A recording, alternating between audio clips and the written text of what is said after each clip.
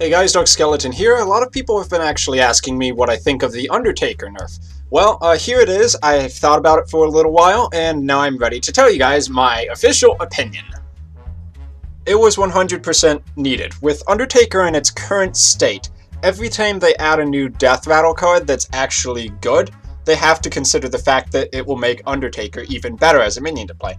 When Naxxramas came around, Undertaker was amazing. When GVG came around, there were new cards like Piloted Shredder that made Undertaker even better in certain decks like Face Hunter, especially in Mech Mage, and a lot of decks which you would think would be more controlling, like Paladin, often run Undertaker as well, because it works so well with the Mad Scientists, with Haunted Creepers, and Harvest Golems, all these other cards that are so good on their own, but become even better when you can buff up an Underkeeper with them.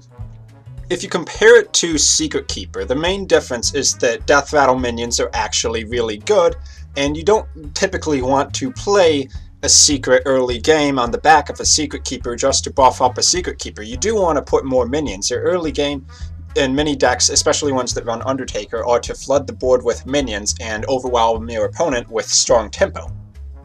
If you play Secret Keeper and a bunch of secrets, all your opponent needs to do is basically play around those secrets, and all you've got is one decent-sized minion on the board that can also be taken out with a silence or something like that.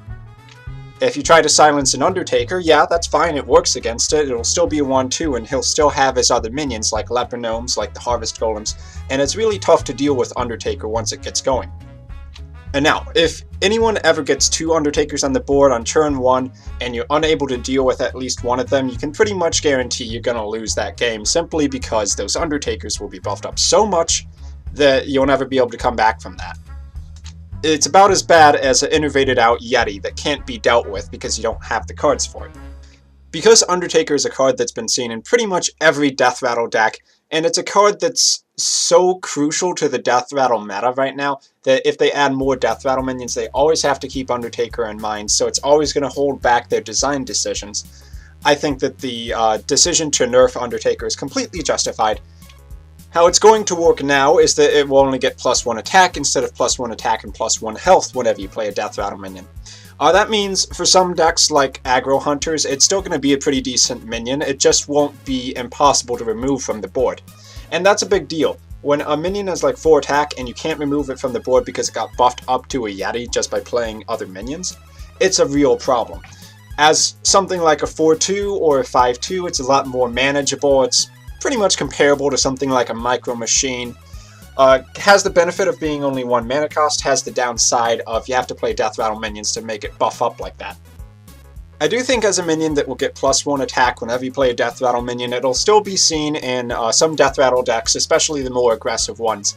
But it was absolutely necessary to change it. It was a very toxic card, a lot like Sylvanas Windrunner, which it wouldn't surprise me if she gets nerfed again in the future. So all in all, I'm glad that Blizzard is choosing to go through with nerfing the card so that other options can be explored in terms of gameplay, and we won't just see another set where Undertaker kills everything. So I've been Dark Skeleton. If you want to ask me more questions, go ahead, leave me something down in the comments below or at @SupDarkSkeleton on Twitter.